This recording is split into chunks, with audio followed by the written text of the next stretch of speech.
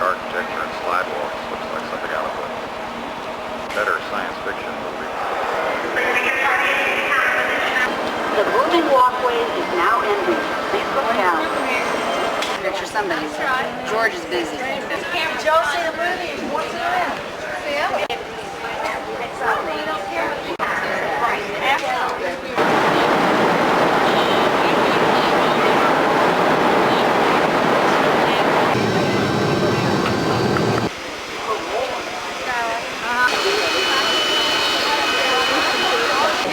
We're going to go up to one man. We're going to stop here. Don't walk. We gotta get our luggage.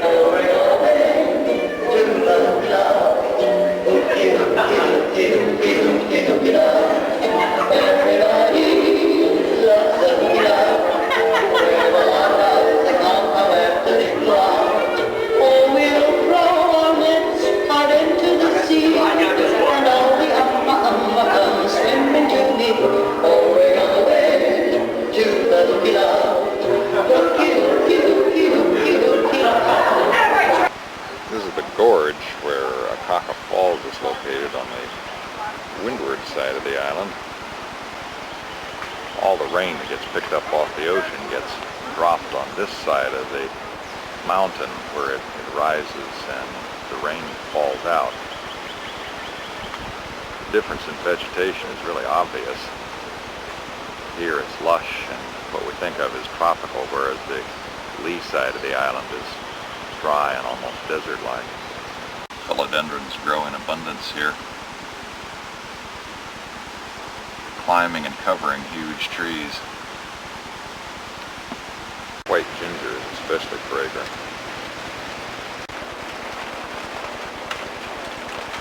The bamboo here, actually a variety of grass, grows over 40 feet high.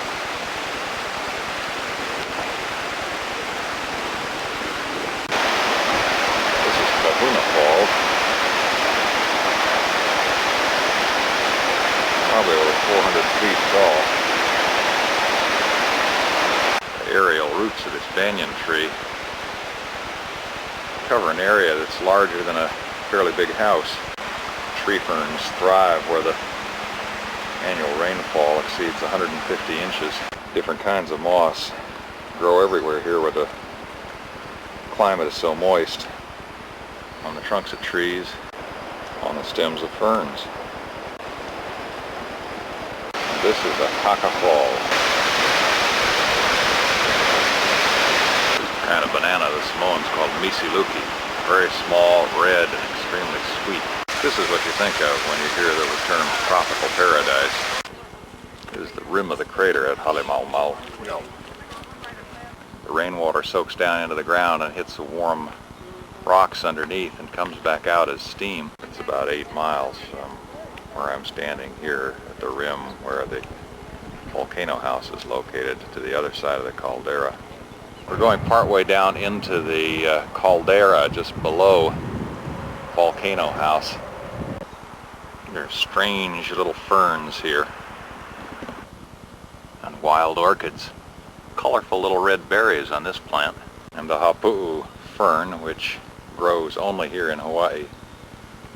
And this is the ohia lehua.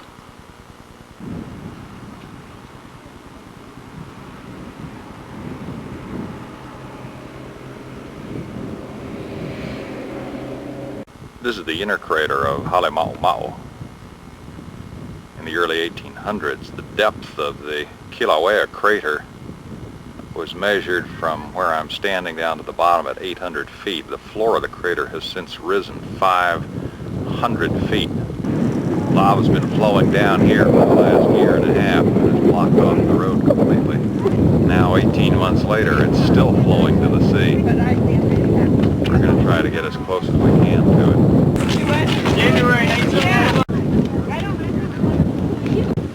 This is the thin lava that forms ropey coils called pahoehoe. Flow's been here less than 2 years and already it's starting to be recolonized. We're still a quarter mile away from where this is going into the sea. And although it probably won't pick up on the microphone, I can already hear the hissing sound of the lava hitting the water. This is what remains of the visitor center that once stood by a famous Hawaiian heiau. Interestingly enough, the lava came right up to the very walls of the old heiau and then split and flowed around it on both sides. Here a coconut tree fell into the melted lava and stayed long enough before it burned away to make an impression of its trunk in the lava.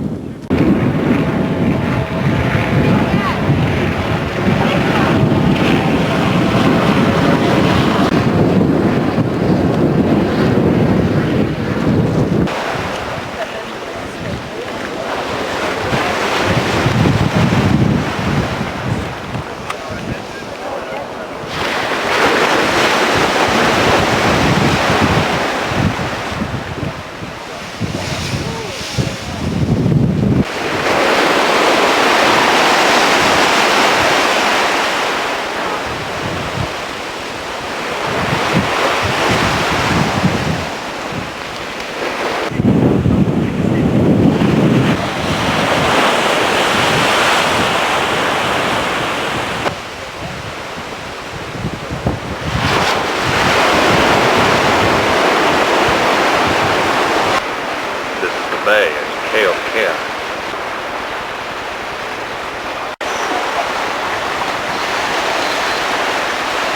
Hana is the beach where we usually go almost every day to go snorkeling.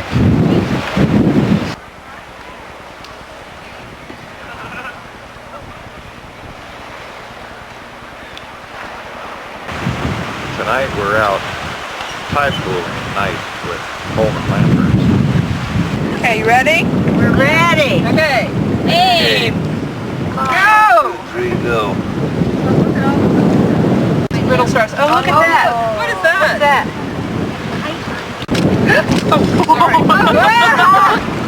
There's a big cowrie, almost 3.5 inches long, crawling across the rock, and his mantle completely covers up his shiny shell.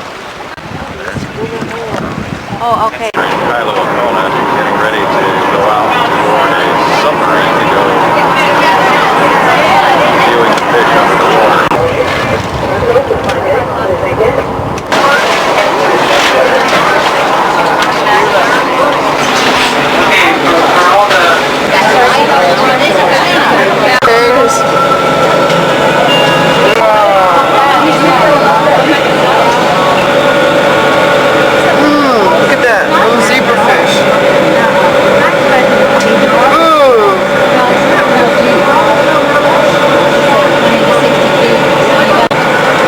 This parrotfish consumes the reef for nutrition. He bites off small chunks of it, grinding it up, digesting the algae and the small little animals for food. Now most of this coral is made out of mostly limestone. So the limestone is broken down and it's passed through the fish and excreted in a 4-letter word beginning with S, and that is sand. Take a handful of sand and look at it, and you'll realize it is just parrotfish droppings. The Hawaiian name for parrotfish is called uhu. Now, roughly translated, uhu means loose bowels. Oh, look at that. It's very big. We don't ever see any big fish like that.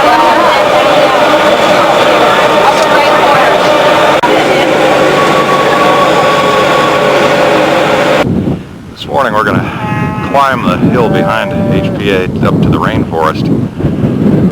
The horses and the cows are keeping a close eye on us.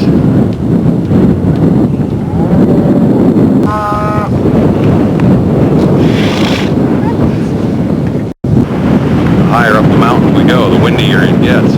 The hills remind me of the hills around the San Francisco Bay Area. Except these mounds are old cinder cones. Everybody got a clothespin? Well, about 100 yards from here over there, the wind must be blowing 35, 40 miles an hour, heavy rain. Temperature feels like it's about 50 degrees. As soon as we got in the lee side of the hill here, we've reached the rainforest. The air here is still, even though there's a fine mist falling.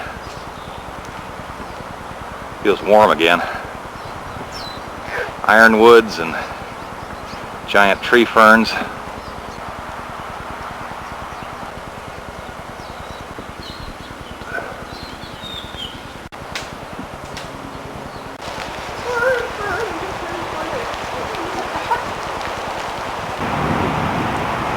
Sow bugs way up here. The vegetation goes from dense undergrowth to open and clear where the ironwood and what looks like Norfolk Island pines start growing. Twigs and branches are all pushed up and the ground is disturbed here where pigs have rooted around looking for something to eat. Even the graffiti in Hawaii has a distinct Hawaiian flair. Up close, all along the road there's graffiti, but you can see that it's made out of small pieces of white coral gravel. So it's not really there forever.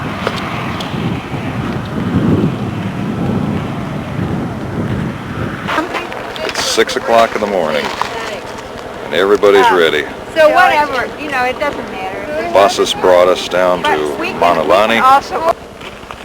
There's a helicopter circling high above us trying to get up above the clouds to see the very first beginning of the eclipse, which is due to start about a half hour from now.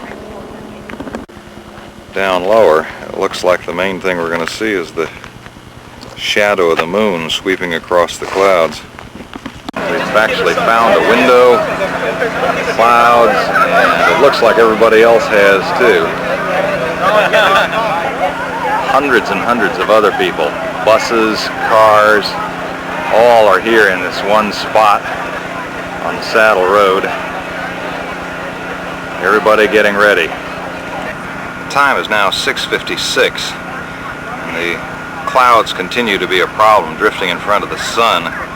As you can see, the moon has moved about almost a third of the way across the face of the sun by now. It's now 12 minutes until totality. The landscape is definitely beginning to get a little bit darker.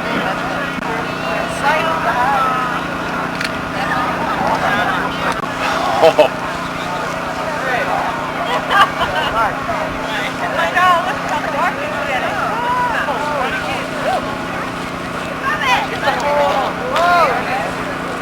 Wow, it's getting dark. Yeah, I'm opening up the camera so I can see. It just got totally dark. Too bad we can't see the We're on the prairie. Yeah, we're in it.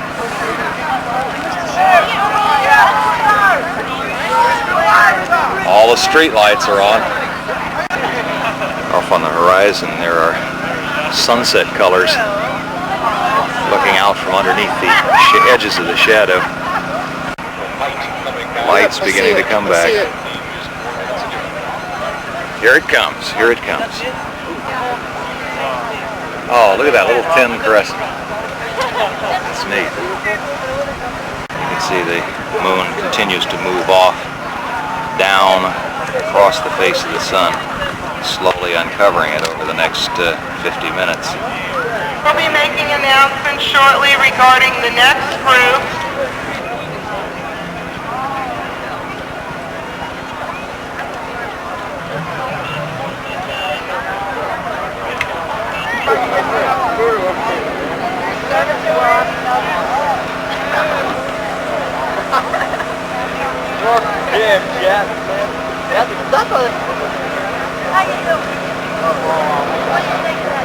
At 7:31, the moment everyone was waiting for finally arrived, and this is what they saw. It was pretty amazing. It was more fun watching the people watching the eclipse. On Oahu, people adjusted their morning routine to come together to get the best look skyward they could. Before dawn this morning, hundreds of families packed up the kids and parked along Kalaniana Ole Highway as it circles the South Shore. They jammed the Blowhole Lookout, Sandy Beach parking lot, and the highway shoulder from Cocoa Head to Waimanalo. Within the best viewing except for heavy clouds, which spoiled views from Hawaii Kai to Kailua. At totality, many cars were already headed west. There they saw clear skies, which gave Honolulu the best views. Kahala Hilton was about as far south as you could get. Cars jammed the lookout at Round Top, and Tantalus Lookout was crowded too. There was an added bonus for commuters. The highways were clear, even at the height of rush hour.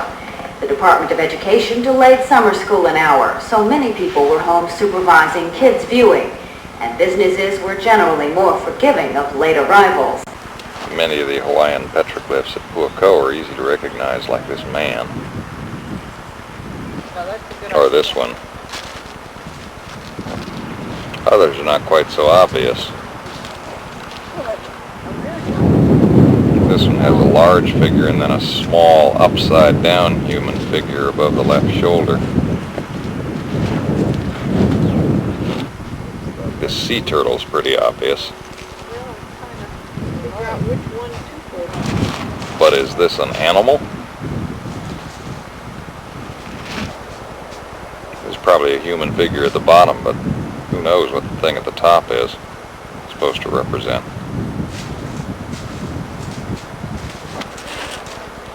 This figure is either wearing some kind of headdress or his hair is standing straight on end. Petroglyphs are scattered throughout this jumbled Kiave forest.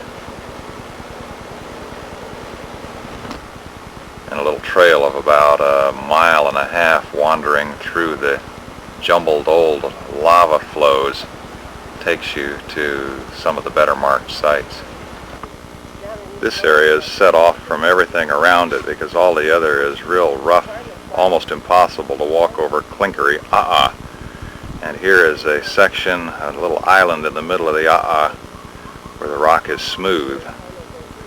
This evidently was the destination for the Hawaiian people who came here to do most of the petroglyphs. Much of the surface here is covered up with figures of humans.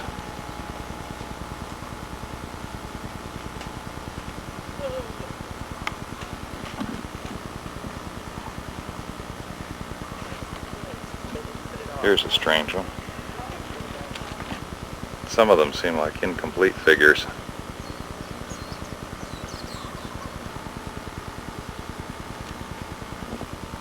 Nobody really knows why they're here.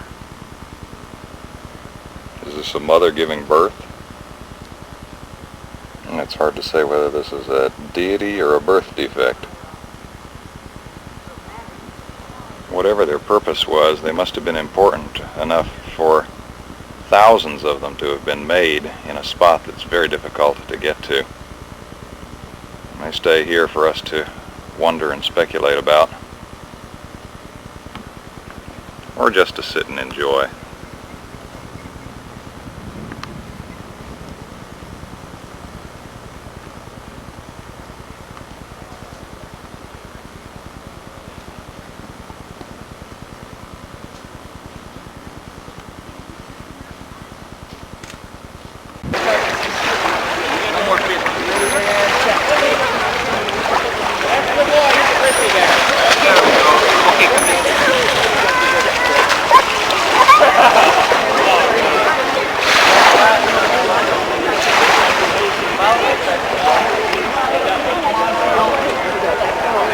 This is an absolutely spectacular gorge on the way to Hilo. Red African tulip, kukui nut trees, all kinds of palm trees grow here. A tall bridge leaps across the chasm here, putting us above treetop level.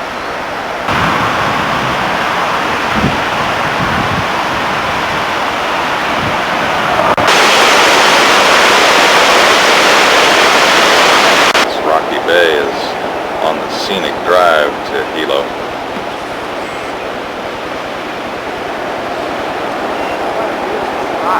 All of this is part of the Hawaii Botanical Garden.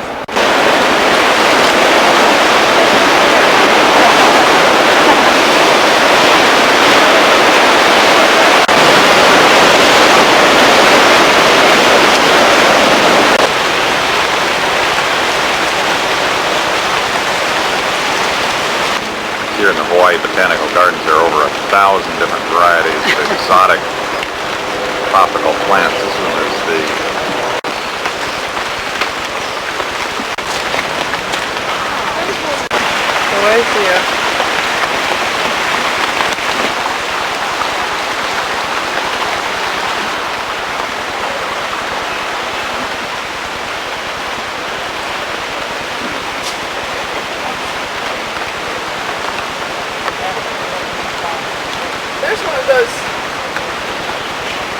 Oh, yeah. What is it? Oh, it looks like California. Blue ginger. This looks a little bit like the spider lily.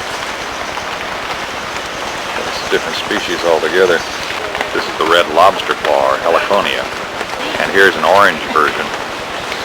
I feel like I've shrunk. The torch ginger in this grove is 20 to 30 feet high.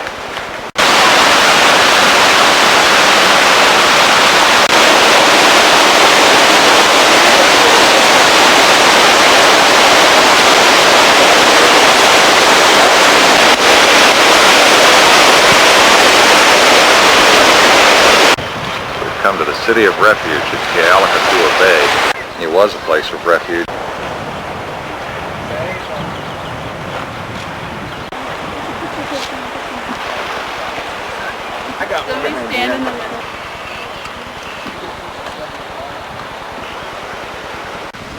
Inside these walls was the city of refuge itself, and kapu breakers had to stay here until they were absolved of their crimes by the high priest. The only food available for people who took refuge here was either from the coconut trees or food from the tide pools. There really wasn't and really isn't much here inside this compound, but if it was a choice of being here or being killed, this was the place to be. The tide pools here are really beautiful, and they provide nurseries for lots and lots of very small fish.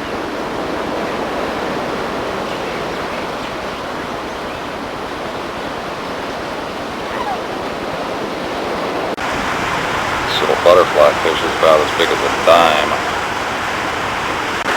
These kinds of sea urchins actually grind themselves little holes in the rock.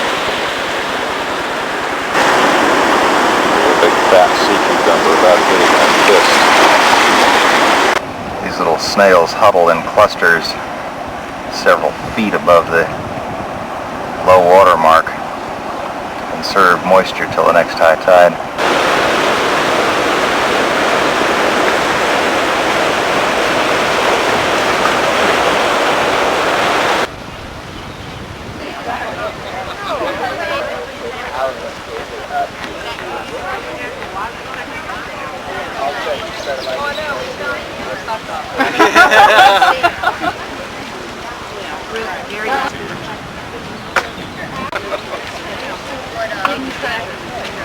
Climb down. It's not. He's wearing wetsuit.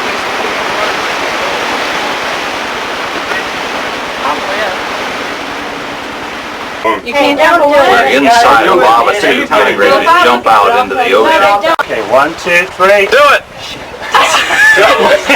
It's not, you don't think about it, I think is the deal. Yeah, it's just right there, right? Right. Go. Hey! Thank you. Wow, that's pretty long.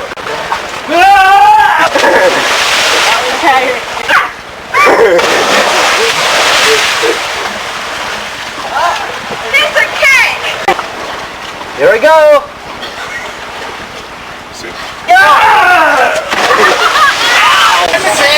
I don't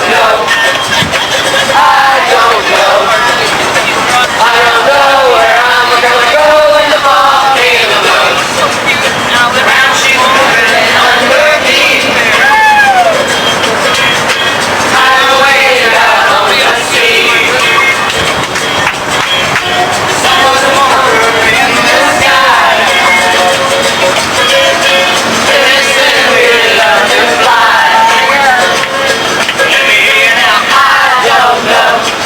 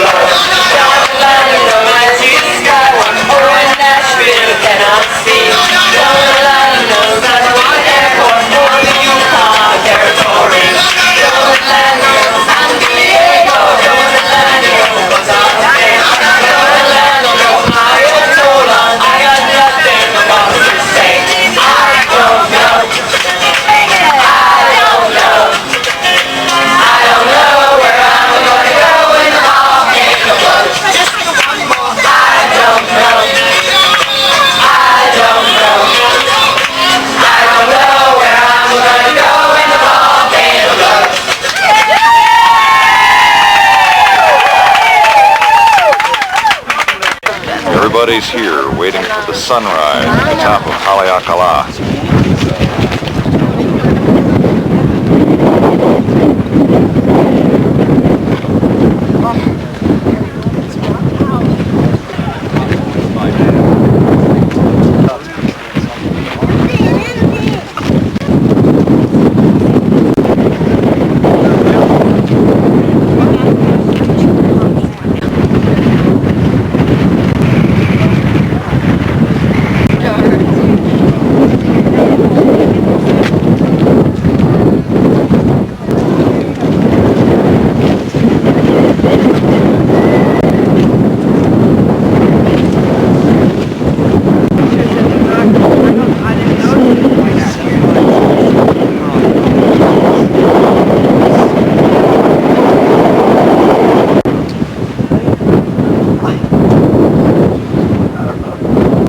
Way off in the distance you can see the peak of Hualalai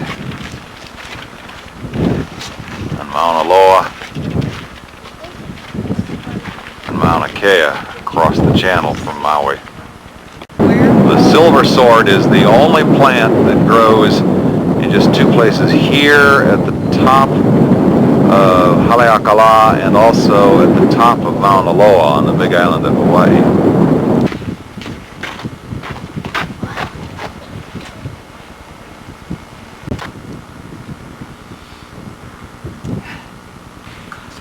The Hawaiian nene goose is another endemic species that lives only here. It's given up aquatic life and has lost the webs on its feet. It too lives only at the summit of Haleakala and on the summit of Mauna Loa. For a while it had disappeared completely from Maui, but a breeding program re-established them here in the 1960s. The entire top of this mountain was covered with a glacier during the last ice age. They set fire to the fields to burn off the excess leaves in preparation for harvest. And sometimes the clouds create their own weather. Around from the dry side of the island to the wet side of the island. About 30 miles of this road make Hana a fairly difficult place to get to, but certainly well worth the trip. All of a sudden we're back in lush rainforest with beautiful kukui nut trees, bananas, wild ginger growing along the sides of deep-walled canyons that find their way down to the ocean. The road winds past beautiful waterfalls, past tall guava trees blowing in the wind, and along hillsides that are totally covered with huge stands of bamboo.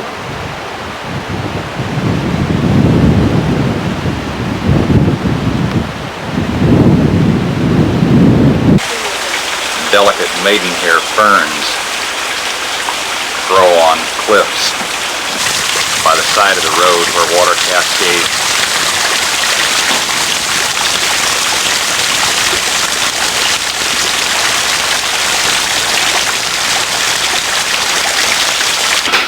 The taro grows large here, and vines we normally think of as houseplants climb the trees.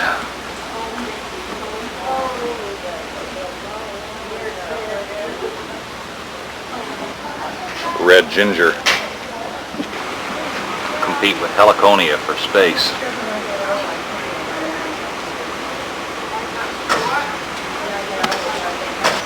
And banana trees grow tall. In some places the road is actually cut into cliffs that drop straight down to the ocean.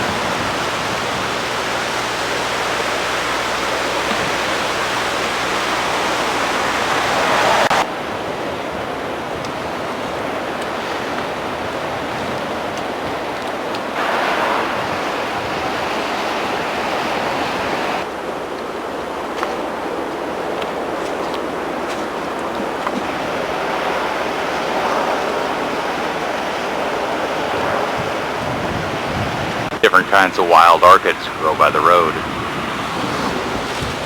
Kaua'i Church sits out on a little flat peninsula that sticks out into the ocean.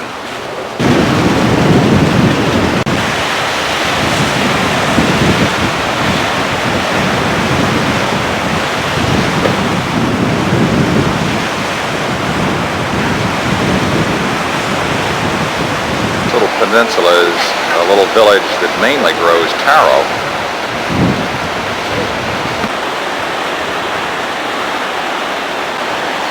There are two kinds of taro. There's dryland taro, which grows on slopes, and this is the wetland taro.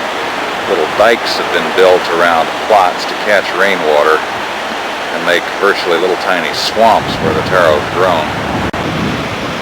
Waimea is a state park and campground just outside the town of Hana. The hau trees form an impenetrable thicket in some places, except for where trails have been cut through them. The Hawaiians used sections of this low-density, lightweight wood as the outriggers on their canoes. Here where old lava tubes came down to the sea, there are still caves, now filled with water.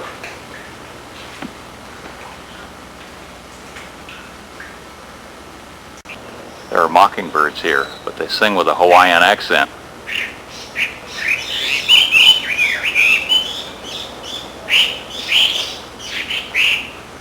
I have to say that the 30 miles of winding road and 57 bridges that you have to cross along its path to get to Hana are definitely worth it.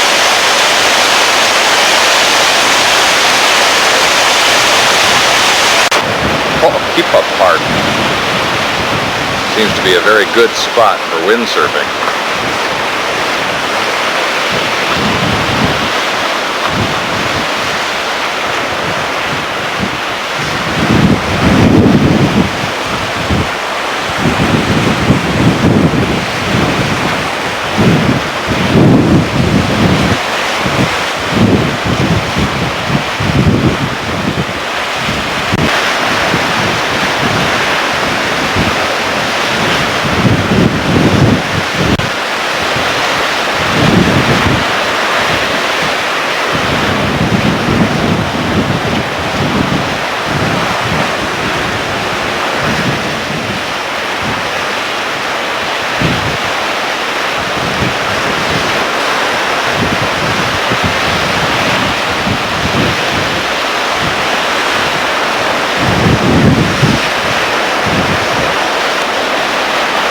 Hana, the main shopping mall is inside and outside.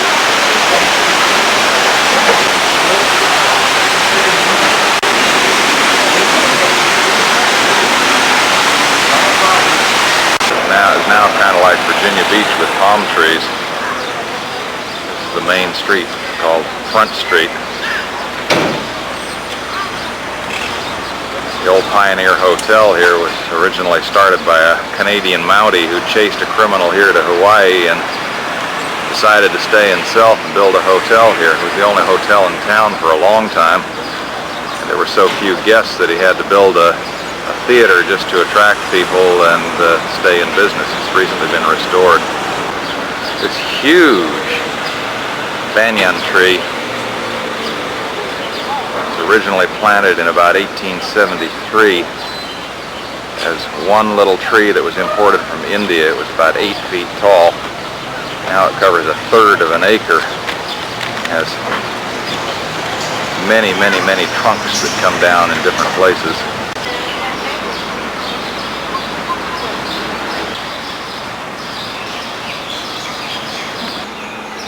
After it was decreed that Hawaiian girls could no longer swim out to visit anchored whaling ships, one English whaler got angry and actually began to shell the town and the missionary residents, after which the town built a fort made out of coral blocks.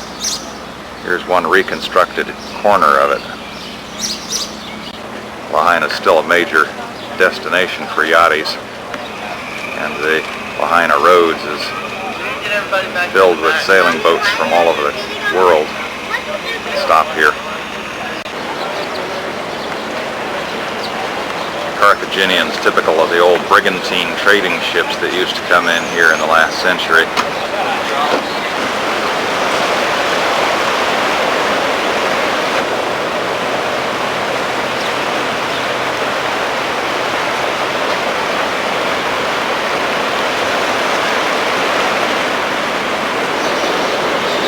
This was the view we had from our hotel room in Lihue, Kaua'i.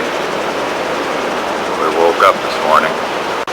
The cocoa palms in Lihue is on the side of an old coconut plantation.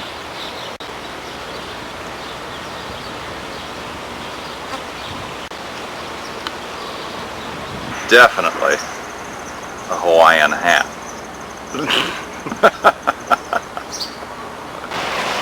This is George eating sugar cane. Well, sort of eating sugar cane.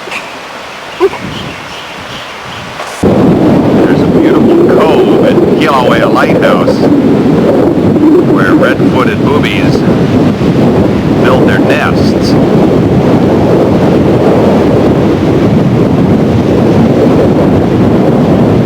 All of the white spots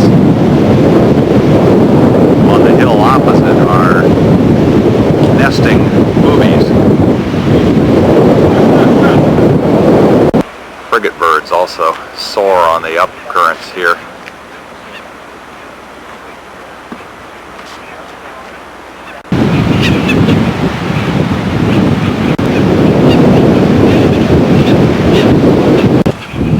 The large lighthouse is no longer in operation. It's been taken over by a smaller automatic light.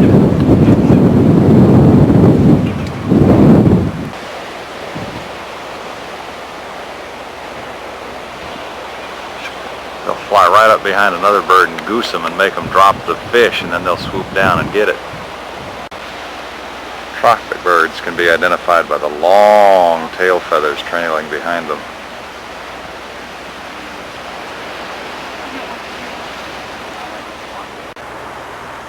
This wedge-tailed shearwater has found a safe place to nest in the Laupaka, just the other side of the fence by the walkway.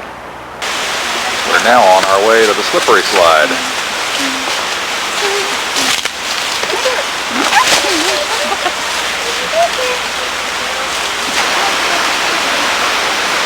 Led by our fearless leader, Dennis.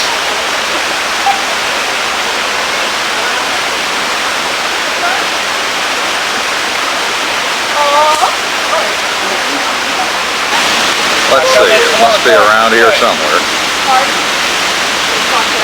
What way? You don't go that way? Which way are we going? No, I don't think this is it. Let's see, I wonder if I can get down this way.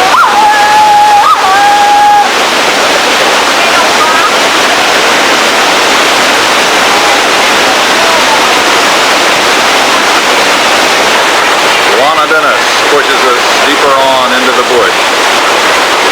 Oh, mosquitoes. There he goes. We'll follow.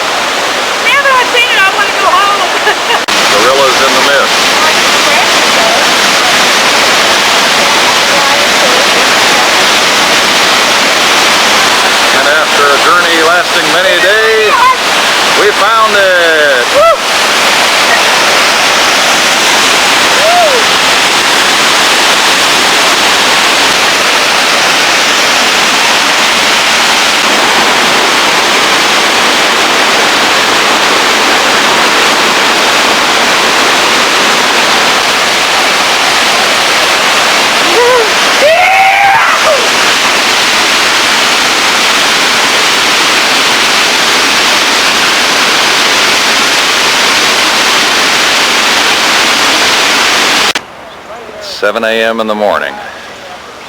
We've been up since about 5:30, getting ready for the real adventure, a ride around the Pali on Kaua'i. Gang's all here, waiting on the beach, waiting to be picked up by these Zodiacs that are out in the lagoon. Quite a beautiful group here. That's right. Just a couple hours ago. That's right.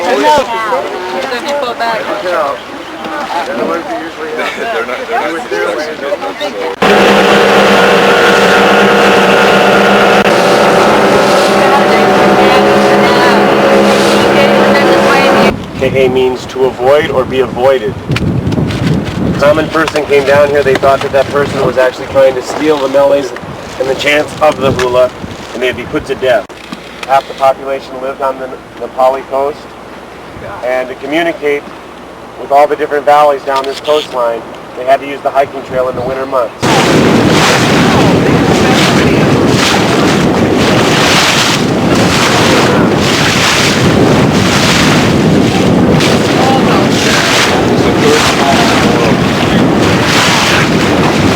Smart enough to know how to have fun.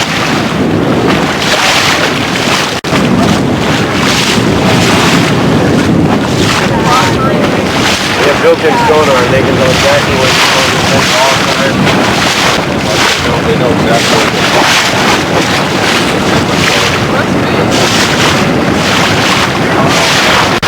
Miles of depth in the ocean every day. Urinal's right over by her. They're kind of anti-Zodiac because they remember when man put them on menus. So. He's going to spin around. He's going to lift his head out again to where he can see us. So get ready. Spin around. 5, 4, 3, 2, 1. Lift your head. 10. Myrtle. Watch. He'll lift his head here in just a second. There we go. Good shot. 5, 4, 3, 2, 1. Lift your head. She's got 2. And this beach has only been here for about 6-7 weeks. And what happens is our giant surf rips all our beaches out in the winter, and our trade wind currents push it back in the summer. We get no severe storm generating waves in the northern Pacific in the summertime. So we just get stronger trade winds. Trade winds take the sand off the sandbars, push it back up on the beach. So this beach by the end of September will be about 500 yards long. This cliff is 860 some odd feet high. See the evidence of the giant surf that we get. You look against that wall and you can see the white salt deposits on a certain level. That's a hard way.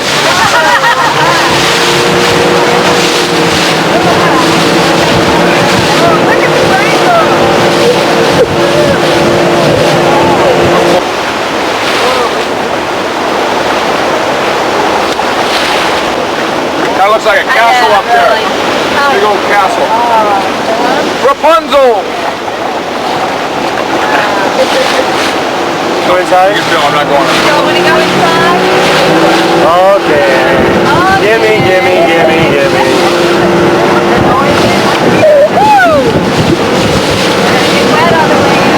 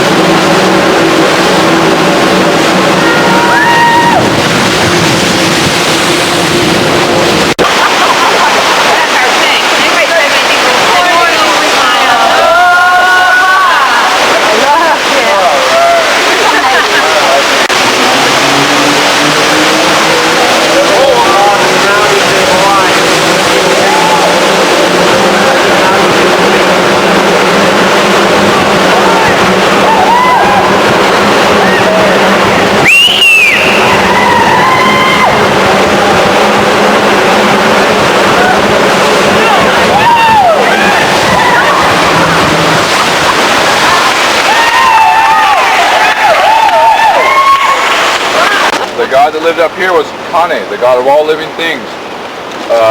Sent water. Water would grow all living things and it would take care of all living things.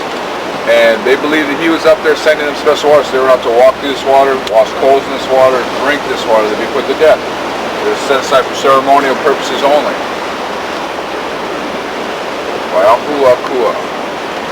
Leaving the wet side and heading over toward the dry side of the island. Transition takes place within this very short period of time. Basically, you guys along this coastline, like they were saying, 15,000 Hawaiians lived along this coastline.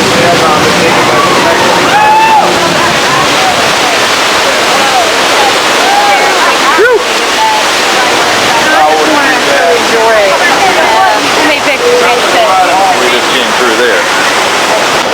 This is a really strategic spot for the Hawaiians. You guys were getting fresh water when they're paddling their canoes up and down the coastline. And believe me, when you're paddling a canoe in a hot sunny day, over 4 or 5 miles, you get mighty thirsty. So they pull up here with a canoe without swamping their canoe, filling their canoe with water.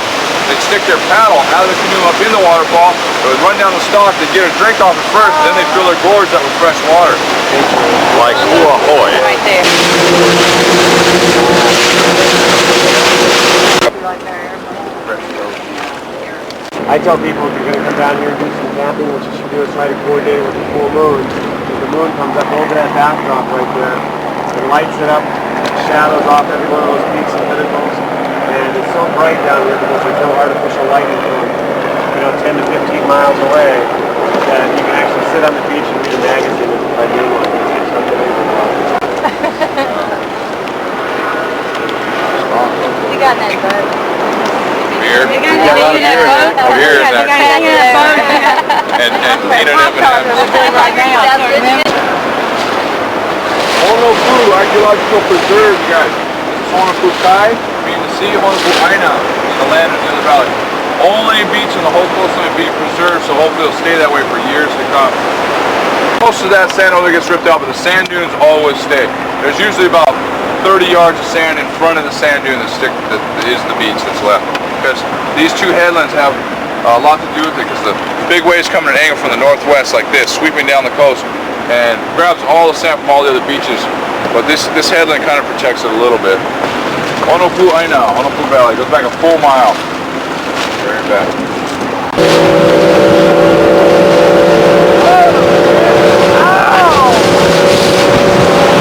Just keep it rolling.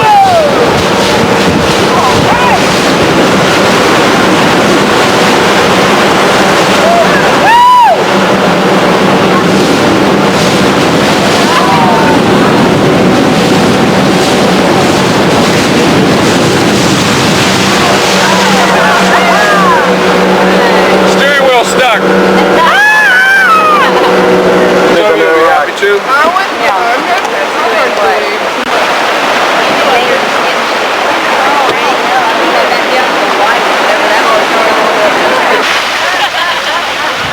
This had to be the highlight of the Hawaiian vacation. And on this last afternoon for the group in Hawaii, we're on our way to see if we can find Waimea Valley, the Grand Canyon of the Pacific. The beach at Waimea on Kauai looks out across the water, the last of the major inhabited Hawaiian islands. This is Niihau. This island is owned entirely by the Robinson family and is being used as a preserve for Hawaiians. You can only live here if you're pure-blooded Hawaiian, and about 250 Hawaiians live here, still preserving to a large extent the old ways of life.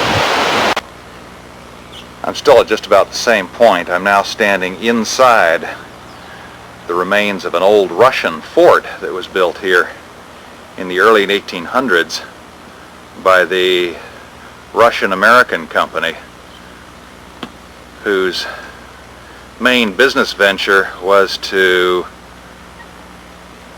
take out the sandalwood that once grew here. When the sandalwood was all cut down and gone, the fort fell into disuse, but Waimea continued as a whaling town until the late 1800s when it finally became a sugar town. The remains of the old Russian fort here still stand as stone walls. We've seen lots of hibiscus on the trip, but this has got to be the most exotic one we've seen yet.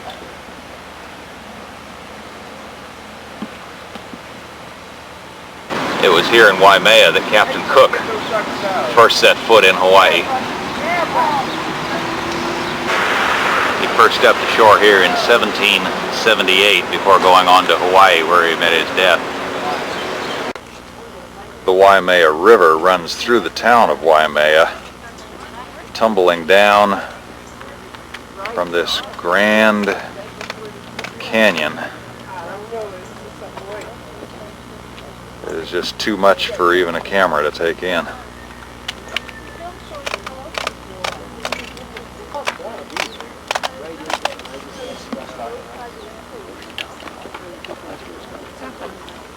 There's just no way to get the perspective of this giant, layered, multicolored canyon.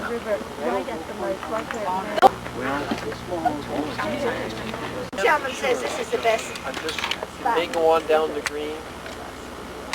I kind of think it continues to angle to the right because of beautiful hill stuff. And then next to it, and to the left.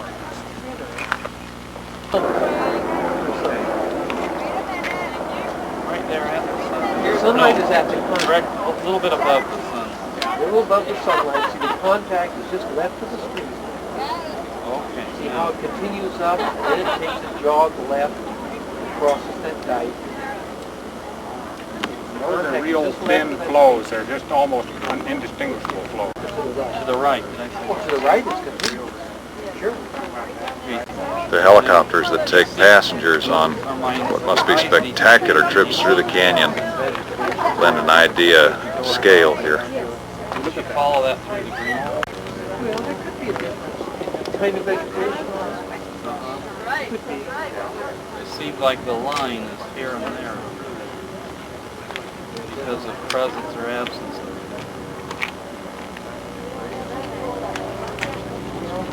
There is a little bit of outcrop there. This morning we were down there looking up. Now we're up here looking down.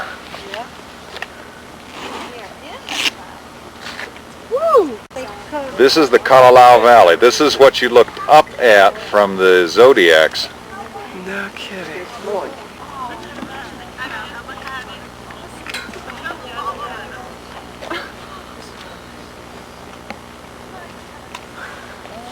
There's a Zodiac down there right now, headed on the way home.